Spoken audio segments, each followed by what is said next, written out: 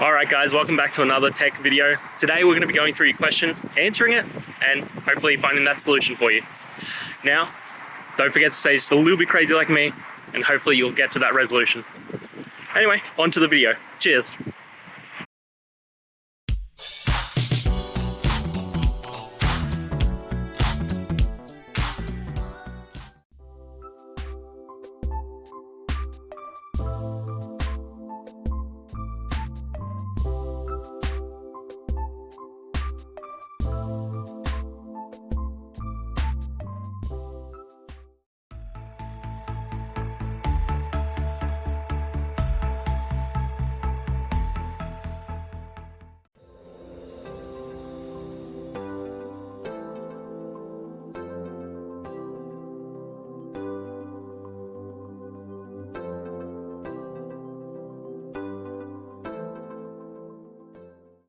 And that's it guys. I hope that's found the answer that you were looking for and you got through to that solution.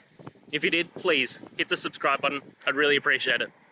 And until the next time you have a technical issue, I'll see ya. Have a good one.